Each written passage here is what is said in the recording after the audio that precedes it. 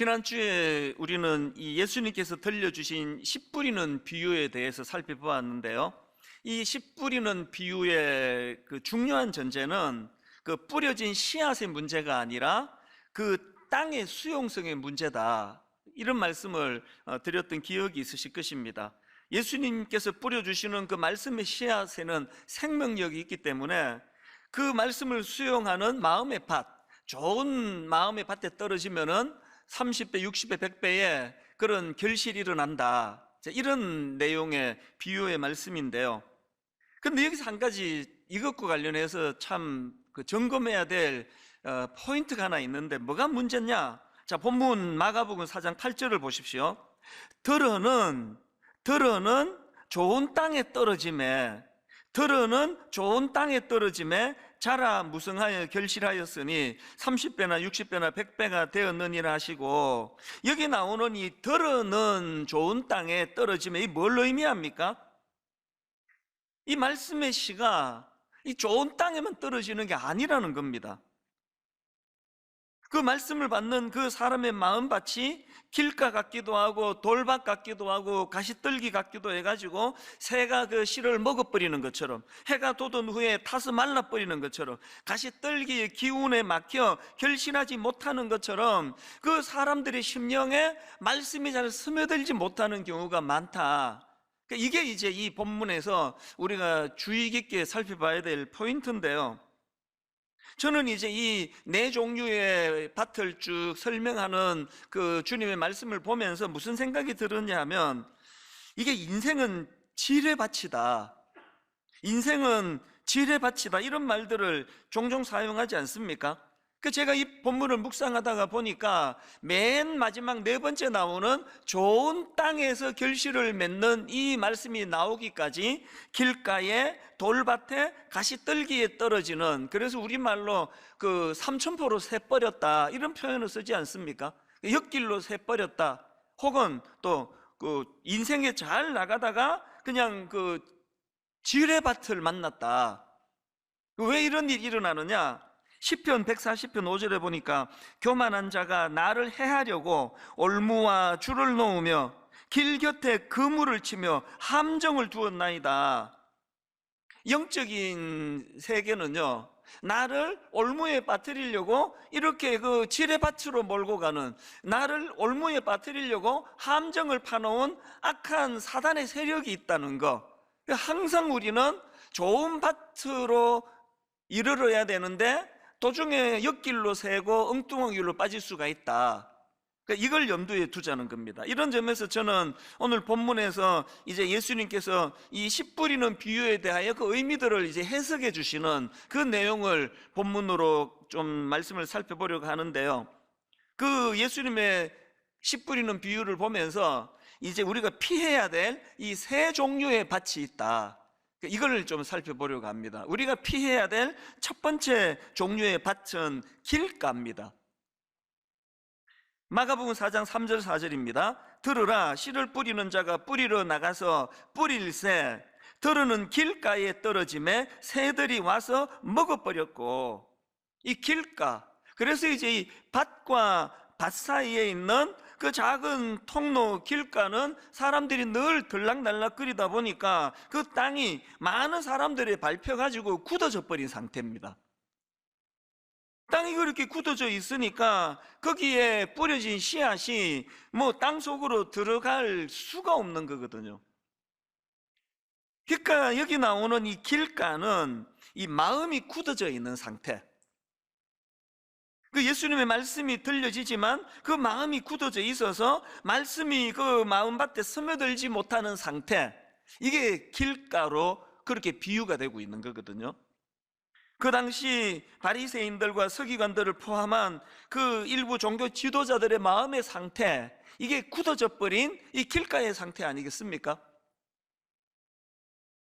지난주에 이제 마가복음 4장 1절부터 9절까지 해서 예수님의 이 비유의 말씀이 잘 이제 선포가 되고 나니까 나중에 이제 다 가고 난 다음에 일부 사람들이 예수님께 와서 묻습니다.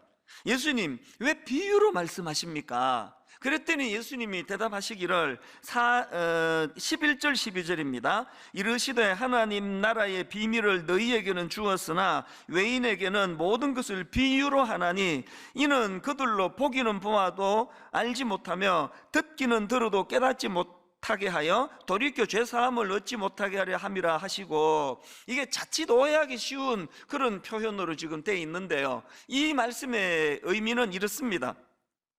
지금 예수님께서 설명해 주신 이 12절 말씀은 구약의 이사야 6장 9절 말씀을 인용하신 거거든요. 여호와께서 이르시되 가서 이 백성에게 이르기를 너희가 듣기는 들어도 깨닫지 못할 것이요 보기는 보아도 알지 못하리라 하여, 지금 예수님이 인용하신 이 이사야 6장의 말씀의 배경은 그 시대가 얼마나 악한 시대였는지, 그 배경이 이사야 1장 2절입니다. 하늘이여 들으라, 땅이여 귀를 기울이라. 여호와께서 말씀하시기를 내가 자식을 양육하였거늘 그들이 나를 거역하였도다. 또 5절에 보니까 너희가 어찌하여 매를 더 맞으려고 패역을 거듭하느냐. 온 머리는 병들었고 온 마음은 피곤하였으며 발바닥에서 머리까지 성한 곳이 없이 상한 것과 터진 것과 새로 맞은 흔적뿐이거늘 이것을 짜며 싸매며 기름으로 부드럽게 함을 받지 못하였도다. 그리고 오죽하면은 그 다음 18절을 보십시오. 여호와께서 말씀하시되 오라 우리가 서로 변론하자. 오라 우리가 서로 변론하자. 얼마나 그 하나님의 말씀을 받아들이지를 못하는지, 이 하나님의 그 답답하신 마음이 이렇게 표현된 거 아닙니까? 우리가 자녀를 기르다가 사춘기 애가 너무나 부모 말에 귀를 안 기울이면 막 이런 표현이 나오잖아요. 너 한번 엄마하고 한번 정말 깊이 좀 얘기 좀 해보자. 예수님이 지금 그 어떤 시대 상황을 배경으로 말씀을 주시는지 아시겠죠? 그러니까 지금 예수님께서는요, 그들이 구원받는 걸 내 원하지 않는다 이런 말씀을 설마 하시겠습니까? 이 비유를 지금 설명하시는 예수님께서 지금 그 당시 사람들의 마음의 밭이 얼마나 굳어 있어 주님의 말씀이 스며들지 못하는 그 안타까움을 이렇게 표현하고 있는 거거든요. 이게 바로 딱딱하게 굳어진 그 길가의 상태, 이걸 말하는 거 아닙니까? 예수 믿는 우리가 늘 경계해야 되는 게 이겁니다. 그 당시 종교 지도자들의 그 경직됨, 그 초신자들이 아니거든요. 항상 저희 같은 오래 믿었던, 그리고 또 교회의 지도자라고 자처하는 사람들은 이 길가와 같은 굳어진 마음이 되기가 쉽다. 그리고 더 이게 나쁜 게 뭐냐, 바로 그런 굳어진 마음밭을 방치하면 거기가 사탄의 놀이터가 된다는 거. 여러분 잘 아시는 요한복음 13장 2절, 마귀가 벌써 시몬의 아들 가룟 유다의 마음에 예수를 팔려는 생각을 넣었더라. 이게 바로 오늘 본문 15절 말씀 아닙니까? 말씀이 길가에 뿌려졌다는 것은 이들을 가리킴이니 곧 말씀을 들었을 때에 사탄이 적시 와서 그들에게 뿌려진 말씀을 빼앗는 것이요. 혹시나 교회 생활을 오래 하고 또 봉사하다가 담임 목사한테 상처를 받으신 분 계시면요, 그 푸셔야 돼요. 그리고 저도 할 수 있는 대로 우리 성도님들에게 상처 드리는 일 하지 않으려고 정말로 애를 많이 쓰거든요. 왜 애씁니까? 목사한테 상처를 받으면 마음이 다쳐버리기 때문에 그렇습니다. 말씀을 들을 때 마음이 굳어져서 은혜를 못 받기 때문에 정말 많이 노력을 하거든요. 여러분, 교회는 다 연약한 존재들이 모이기 때문에 때로는 상처를 내가 누군가에게 주기도 하고 또 다른 누군가에게 내가 상처를 받기도 하는데, 이 문제는 나와 너의 문제가 아니라 나와 하나님의 문제예요. 어떤 경우라도 교회에서 이 마음이 굳어져 버리면, 마음이 다치면 거기가 내 마음밭이 사탄의 놀이터가 된다는 겁니다. 이것이 이 길가라는 그런 가슴 아픈 그 지뢰밭, 이렇게 씨가 스며들 수 없는 그런 것을 이제 비유하는 말씀이고요. 두 번째로 우리가 피해야 될 땅이 하나 더 있는데 돌밭입니다. 돌밭과 관련한 예수님의 설명을 들어보십시오. 16절 17절. 또 이와 같이 돌밭에 뿌려졌다는 것은 이들을 가리킴이니 곧 말씀을 들을 때에 즉시 기쁨으로 받으나 그 속에 뿌리가 없어. 그 속에 뿌리가 없어 잠깐 견디다가 말씀으로 인하여 환난이나 박해가 일어나는 때에는 곧 넘어지는 자요. 그 앞에 길가가 이게 마음이 굳어진 상태를 설명하는 거라면, 두 번째로 나오는 돌밭은 이게 얕음의 문제, 얕음의 문제. 저는 우리 개신교가 깊지가 못해. 그 얕은 것 같아. 이런 이야기를 가끔씩 들을 때마다 하나님께 너무 죄송을 해요. 이게 시간이 좀 지난 이야기인데요. 그 종교부 기자 분하고 통화를 할 일이 있었는데, 이제 한참을 이제 대화를 하는 가운데 이분이 정말 마음 아픈 이야기를 하셨어요. 이분이 이제 종교부 기자다 보니까 여러 이제 그 종교 지도자들을 만나고 대화하고 그럴 기회가 있는데, 제가 시간이 좀 지난 일이라서 정확한 기억이 지금 가물가물합니다만, 무슨 일로 이분이 이제 천주교 지도자도 만나 대화하고, 불교 지도자도 만나 대화하고, 우리 개신교 지도자도 만나 대화해 보니까 자기가 만난 그 특정인이죠, 그 개신교 지도자가 그 대화의 수준이 제일 떨어지더라. 그런 이야기를 하는 거예요. 제가 그 얘기를 듣는데 정말 이렇게 마음이 이렇게 싸하더라고요. 물론 그 기자분이 만난 그분이 한국 개신교를 대표하는 분도 아니고 목사님들의 수준이 그 한 분으로 평가되는 건 아니지만, 가슴 아픈 건 꽤 많은 이런 생각들을 하고 있는 게 현실이라는 겁니다.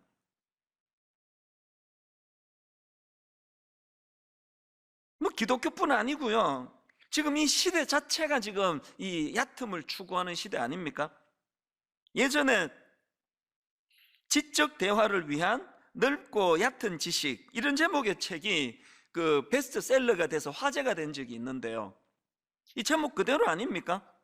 넓고 얕은 지식. 그래서 이게 상징적이라는 겁니다. 물론 저자는 지적인 대화를 이제 강조하기 위해서 여러 이제 넓은 지식을 이제 알아야 된다 그런 걸로 했지만, 이제 상징적으로, 그래서 이걸 제가 이 책과 관련한 기사 쓴 걸 제가 본 적이 있는데요,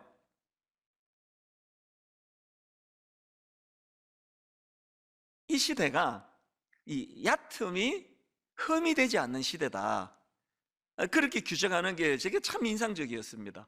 그리고 어떤 그 사회학교 교수님이 이런 말을 했습니다. 지금 시대는 얕은 지식이 매력적인 시대이다. 이 시대적인 풍조예요. 그래서 저는 제 집에 딸이나 아들, 우리 아이들을 보면서 늘 강조하지만, 정말 이 사탄이요, 우리 시대 다음 세대를 흔드는 공격 중에 하나가 이 얕음을 머물 얕음.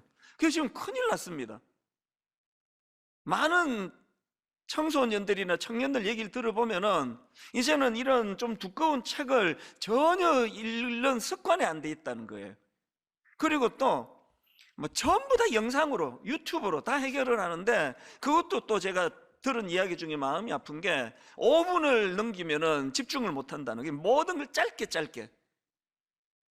이건 보통 문제가 아닙니다.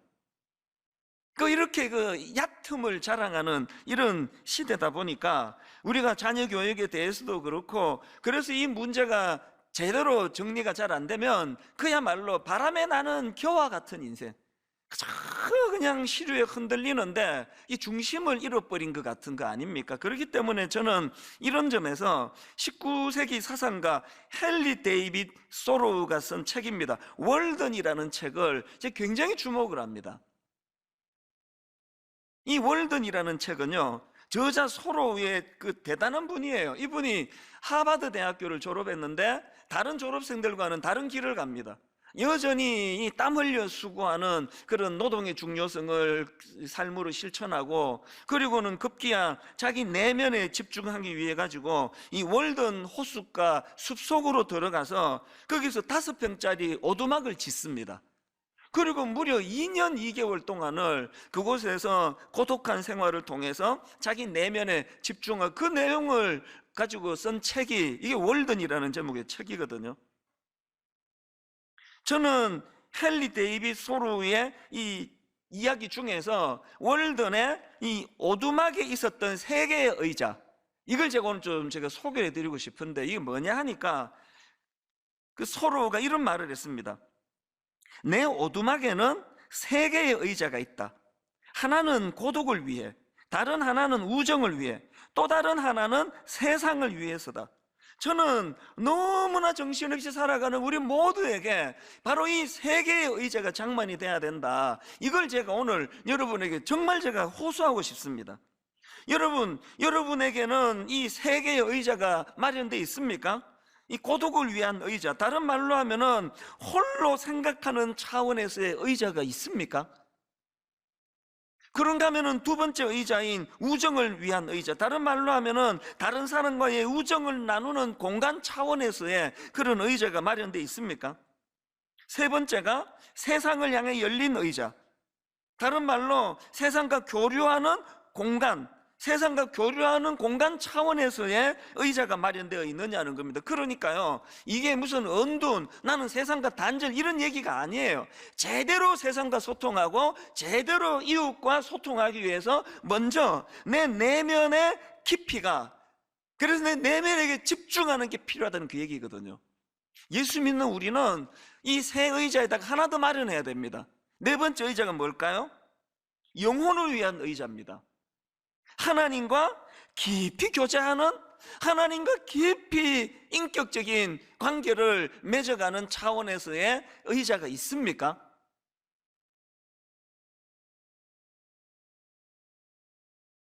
이런 내용을 다루고 있는 그 속도에서 깊이로, 이런 제목의 책이 있는데요, 이 속도에서 깊이로라는 이 책에서 뭘 이제 권하는가 하니까, 우리가 뭐 너무 바쁘게 살아가는데 뭐 우리가 그 소로처럼 2년 2개월을 막 격리된 어느 숲속으로 살 수 없잖아요. 당장에 제가 이제 오늘 막 내가 너무 이게 깊이가 없는 것 같아서 한 2년 반 어디 뭐 설악산 오두막 짓고 오겠습니다, 그게 말이 되는 소리냐고. 못하는 거거든요, 우리는.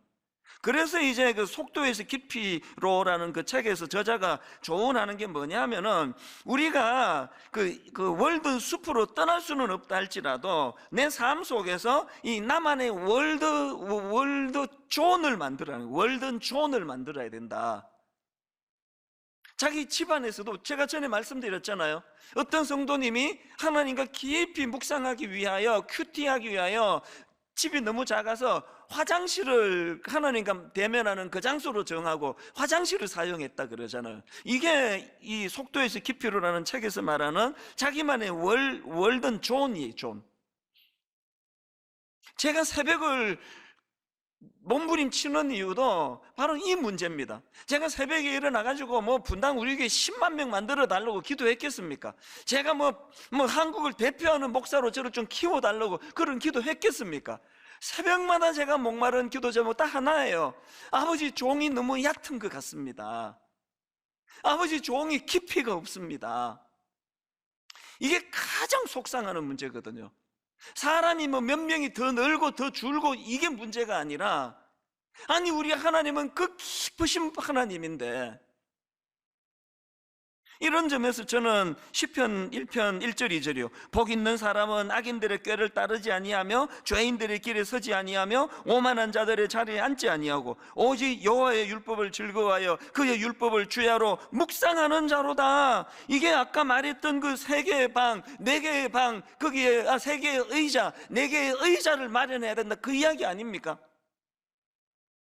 제가 왜 새벽이 너무너무 좋은가 하면은요, 새벽에는 저한테 뭐 문자 보내고 별로 없습니다. 별로가 아니라 아예 없습니다. 이 새벽에 전화 오는 데가 있습니까? 그저 깊이 하나님 앞에 자기를 돌아보고, 그래서 저는요, 어제도 경험했고 그 전날도 경험했는데, 새벽이 너무너무 제게 기쁜 시간인 동시에 또 한편 내 이 실체를 바라보게 되는 괴로운 시간이에요.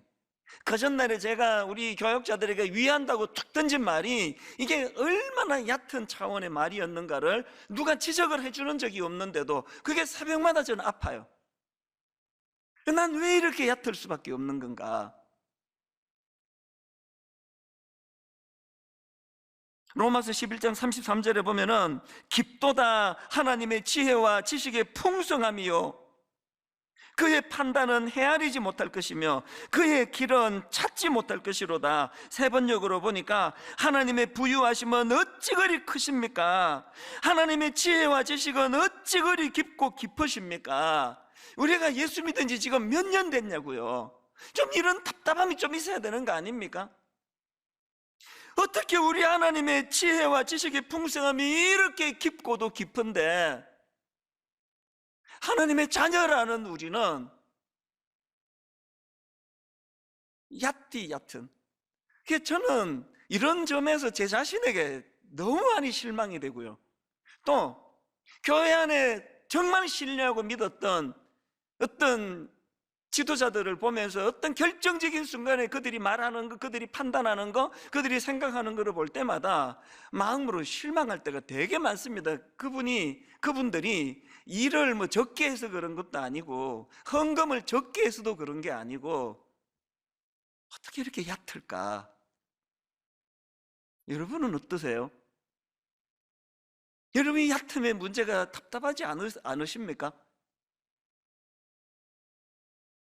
누가 여러분한테 그냥 하면 안 되는 못된 말 한 마디 툭 던져가지고 그 사람이 미운 게 아니고요. 이 정도 말도 포용하지 못하는 얕은 내가 미운 거예요. 나 왜 이 정도도 포용하지 못하는 어떻게 이렇게 넓이와 깊이가 이것밖에 안 되는 건가? 우리에게 소망이 하나 있는데 그게 뭡니까? 이런 얕은 우리에게 고린도전서 2장 10절 이게 우리의 소망입니다. 오직 하나님이 성령으로 이것을 우리에게 보이셨으니 성령은 모든 것고 하나님의 깊은 것까지도 통달하시느니라. 우리가 이 성령님조차도 너무 얕은 것에만 우리가 이것을 그냥 성령님을 그래서 무슨 방언을 받고 통변을 하고 병을 고치고 이런 것들도 성령님의 큰 역사지만요, 성령님은 이 놀라우신 하나님의 깊고 풍성한 그 지혜와 지식, 그 길로 인도해 주시는 놀라우신 가이드가 성령님이시란 말입니다. 늘 일상 가운데 아버지, 저는 너무 얕습니다. 저는 타고나기를 내 존재가 너무너무 얕은 존재입니다. 성령님 불쌍히 여겨주시고 저를 좀 깊은 영의 세계를 볼 수 있게 해주시기 원합니다. 이런 의미에서요, 일만성도 파송운동은 하나님이 제게 주신 축복의 선물이에요. 새벽마다 이 문제를 가지고 실험할 수 있게. 그런가 하면은 세 번째로 우리가 피해야 될 땅이 하나 더 있는데 가시떨기 땅입니다. 가시떨기. 18절 19절입니다. 또 어떤 이는 가시떨기에 뿌려진 자니 이들은 말씀을 듣기는 하되 세상의 염려와 재물의 유혹과 기타 욕심이 들어와 말씀을 막아 결실하지 못하게 되는 자요. 예수님의 이 분석을 우리 놓치시면 안 됩니다. 여러분, 가시떨기 밭과 같은 그 마음의 밭은 어떤 밭입니까? 말씀이 또 들려줘요. 은혜도 받아요. 눈물도 흘려요. 그러나 이미 내 내면에 굳어져 버린 세상의 염려와 재물의 유혹과 기타 욕심이 이 말씀을 막아버리는 거예요. 금방 은혜를 받았지만 이미 내 안에 자리 잡고 있는 이 욕심이 말씀을 수용을 못하게 만드는 거거든요. 성경의 대표적인 케이스가 마가복음 10장에 나오는 부자 청년 아닙니까? 이 부자 청년이 예수님께 달려와 가지고 내가 뭘 해야 영생을 얻으리까 질문을 해요. 그래서 예수님께서 살인하지 마라, 간음하지 마라, 도둑질하지 마라, 거짓 증언하지 마라, 이런 계명들을 잘 지키는 게 중요하다 그랬더니 이 청년이 그 말을 받아가지고 냅딱 하는 말이 뭐냐? 마가복음 10장 20절 그가 여짜오되 선생님이여 이것은 내가 어려서부터 다 지켰나이다. 가만히 보니까요, 진짜 진리가 궁금해서 찾아간 거 아닌 것 같아요. 자랑하기 위해서. 이게 얕음의 문제 아닙니까? 나 이런 거 다 지키고 있다고. 그랬더니 예수님이 그런 청년에게 혀를 찌르는 말씀을 주십니다. 21절 예수께서 그를 보시고 사랑하사 이르시되 네가 아직도 한 가지 부족한 것이 있으니 가서 내게 있는 것을 다 팔아 가난한 자들에게 주라. 그리하면 하늘에서 보화가 내게 있으리라. 그리고 와서 나를 따르라 하시니, 그랬더니 그 다음 청년의 태도 행동을 보십시오. 22절 그 사람은 재물이 많은 고로 이 말씀으로 인하여 슬픈 기색을 띠고 근심하며 가니라. 이게 바로 오늘 본문 19절에서 예수님이 비유로 주신 말씀, 세상의 염려와 재물의 유혹과 기타 욕심이 들어와 말씀을 막아 결실하지 못하게 되는 자요. 딱 이게 이 말씀이 그 청년에 해당되는 거 아닙니까? 오늘 여러분 수많은 이 예수 믿는 분들 주일마다 교회를 찾고 늘 은혜를 구하는 우리들의 모습이 바로 이런 모습이 아닌지 돌아보셔야 된다는 겁니다. 일만서도 파송 운동은 하나님이 내게 주신 선물이다 이렇게 생각할 수 있는 건 지난 8년 동안 이 문제를 하나님이 드러내 주셨거든요. 네가 굉장히 그럴듯하게 포장을 하고 있지만 네 근원 속에 네 교회만을 위하는 탐심이 자리 잡고 있다는 거, 부인할 수 없는 하나님의 말씀 앞에 이 8년간 지금까지 싸워오고 있는 거거든요. 여전히 내 교회 잘 되는 게 좋고, 내 교회 하다못해 지금 코로나 이후로 유튜브로 내 설교 조회수가 많은 것조차도 난 그거를 피할 수가 없는 기쁨이거든요. 늘 싸워야 되는 게 이 문제거든요. 우리 본능에 내버려 두지 말고 이 본능에 역행하기 위하여 늘 싸워야 돼요. 아버지, 내가 이렇게 저질입니다. 내가 하여튼 하나님의 말씀이 흥왕하고 한국교회가 다 같이 부흥하고 이런 데 관심보다는 그저 분당 우리 교회 잘 되는 거, 이 29교회로 우리가 이렇게 분립을 해나가고, 이제 여러분 부탁드리는데요, 주 안에서 자유하십시오. 지금 결정 안 하셔도 됩니다. 올 연말에 29교회를 안 따라가셔도 돼요. 분당 우리 남으셔도 돼요. 그리고 또 이 29교회도 아니고 분당 우리 교회도 아니고 난 다른 교회로 간다, 한 가지만 제 부탁을, 간청을 들어주세요. 작은 교회로 가십시오. 지금 하나님이 너무 큰 교회로 몰리는 거 이걸 하나님이 싫어하셔서 일만수도 파수 운동을 시작했는데, 이 교회는 이제 나가라 그러네. 이게 또 다른 큰 교회를 찾아가신다면 이게 어떻게 하나님 마음에 이게 합한 생각이겠냐고요. 동네에 있는 자그마한 교회에 건강한 교회가 참 많습니다. 내 한 교회가 잘 되는 것이 중요한 것이 아니라 정말 이 하나님의 마음을 헤아릴 수 있는, 그래서 늘 내 안에 부인할 수 없는 세상의 염려와 재물의 유혹과 기타 욕심이 들어와. 왜 여러분 세상에 염려가 많습니까? 원래 탐심이 많으면, 욕심이 많으면 염려가 많아지게 되는 거거든요.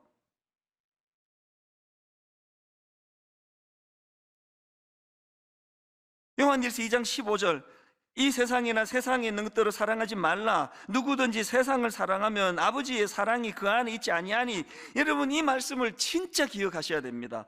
이 세상이나 세상에 있는 것들을 사랑하지 말라. 누구든지 세상을 사랑하면 아버지의 사랑이 그 안에 있지 아니하니. 이는 세상에 있는 모든 것이 육신의 정욕과 안목의 정욕과 이생의 자랑이니.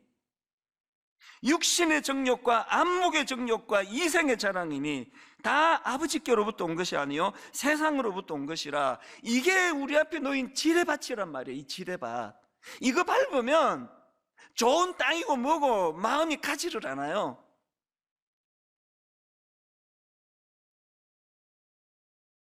이제 이번 주간부터 일만수도 파송 운동이 실질적으로 스타트가 되는 거 아닙니까? 4월 1일부터 이제 29개 교구로 시작을 하지만 점점 이것이 이제 그 과도기를 넘어서 올 연말이면 29개 건강한 교회로 그렇게 이제 출발을 하게 되는 너무너무 중요한 시점인데요. 여러분 오늘 우리는 분립하게 될 29개 교회는 이 본문 20절의 꿈을 가지고 해야 된다고 생각합니다. 좋은 땅에 뿌려졌다는 것은 곧 말씀을 듣고 받아 30배나 60배나 100배의 결실을 하는 자니라. 이게 29개 교회, 또 분당 우리 교회, 또 이 땅의 모든 교회의 꿈이 되기를 바랍니다. 좋은 말씀이 선포되고, 선포된 말씀은 모든 성도님들에게 좋은 마음밭으로 그것이 스며들어서 늘 자라고 30배, 60배, 100배의 결실을 만들어내는 그런 교회가 되기를 바랍니다. 지난주에 제가 29교회 예비 담임 목사님들, 제가 이분들을 목회 잘하는 걸로 소문난 담임 목사님들 중에 모시지 않고 부교역자 중에 모신 이유는 하나님이 그렇게 일하시기 때문이라 그랬고, 또 이 작은 씨앗으로 심어진 그 목사님들이 이제 거목 한 29번 모셔가지고 나는 다 자랐고 이제 당신들이 이제 자라야 된다고, 이런 교회보다 더 좋은 교회가 어떤 교회입니까? 목사님도 좋은 씨앗이 돼서 점점 세월이 갈수록 자라시고, 성도님들도 함께 더불어 점점 자라시고, 상상만 해도 아름답지 않습니까? 저는 29개 예비 담임 목사님들, 사실 외부에서 이번에 오시는 목사님들 누군지 정확하게 잘 모르지만 이 짧은 한 6개월, 7개월 교제하면서 확신하는 게 있습니다. 이분들 모두가 다 너무 순수하시다는 거예요. 그건 제가 이제 알았습니다. 그리고 이 29분 모두가 다 정말 좋은 땅과 같은 잠재력이 있습니다. 요즘에 제가 이제 스타트를 앞두고 있으니까 지난주도 그랬고, 지지난주도 그랬고, 또 지난주도 제대로 잠을 잘 이루지를 못하는 거예요. 그리고는 이 29 목사님들에게 계속 제가 부탁을 하고 잔소리를 하고, 우리 이 정도 갖고는 안 된다, 당신들이나 나나 우리 같이 성장해야 된다, 같이 자라야 된다, 이런 잔소리를 엄청 제가 많이 하는데, 내가 놀라는 게요, 다 그걸 수용하는 거예요. 모든 29 목사님들이 눈물로 목사님 옳습니다. 그래서 지금 우리 29 목사님들하고 저하고 금식하고 있습니다. 먼저 우리가 금식하며 좋은 밭이 되도록 그렇게 기도하자. 성도님들이 지금 눈물로 이 일에 동참하려고 그렇게 눈물을 흘리시는데, 이거를 제가 너무너무 감동해요. 한 목사님도 예외 없이 모두가 다 그것을 수용하고, 아버지 우리는 작은 씨앗에 불과합니다, 준비된 게 없습니다, 은혜 주시기 원합니다, 그러면 되는 거 아닙니까? 여러분, 목회자가 이런 중심이면 되는 거 아닙니까? 갈수록 29개 분립교회는 목사님도 성장하시고 성도님도 성장하시고 함께 말씀으로 성장하는 그런 교회가 될 줄로 믿습니다. 오늘 저는 결론의 말씀을 이렇게 맺기를 원합니다. 우리 성도님들도 너무 눈물이 나요. 몇 주 전에, 지난주에 이제 교구 종강하면서 어떤 다락방은 눈물을 흘리시고 어떤 다락방은 통곡을 하시면서, 참 기가 막혀요. 게시판에 어떤 분이 글을 올리셨는데 그 구성원이 10명인데 이번에 8개인가로 흩어지게 됐다는 거예요. 통곡을 하시면서 눈물을 흘리시면서, 그럼에도 불구하고 이 일이 하나님 보시기에 이게 옳은 일이다, 그렇게 눈물로 수용하시는 성도님들을 뵈면서, 그래서 저도 울컥울컥 자꾸 눈물이 나는 거거든요. 그런가 하면은 이 29 예비 담임 목사님 정말 고마운 분이에요. 제가 당신들이 정하라 그러면서 뭘 던져줬느냐, 이제 4월 1일부터 포지션을 예비 담임 목사의 위치로 갈 거냐, 아니면은 9개월 동안에 교구 목사로 갈 거냐, 하나같이 모두가 다 우리는 정말 늘 해오던 그 연장으로 교구 목사로 자리매김하기 원합니다. 제가 정말 울컥울컥 하는 거거든요. 이런 겸손한 목사님들이 이런 겸손한 성도님들과 더불어서, 그래서 여러분 이번 고난주간은요 정말 십자가의 의미를 깊이 묵상했으면 좋겠습니다. 그리고 특이한 거 하나 있는데, 이번 고난주간은요 이 은혜의 물꼬를 예비 29 교회를 위한 기도로도 터야 되지만, 더 이번에 강조하는 건 가정이에요. 그래서 이번 고난주간의 강력한 특징은 제가 설교를 길게 준비하지 않으려고 애를 쓰고 있습니다. 그리고는 그렇게 공예배가 마쳐지면 모든 가정에서 엄마와 아빠가, 어린 자녀들이 이 받은 말씀을 가지고 좋은 밭이 돼서 함께 대화하고 함께 꿈을 나누고, 이런 고난주간, 그래서 이 십자가의 은혜가 가정을 살리고 가정을 회복시켜 주시는, 그래서 이제 홈페이지 오셔서도 자료를 다운받으시고요, 카카오톡으로 등록을 하시면 아침마다 묵상할 거리를 보내드린다고 하네요, 팀에서.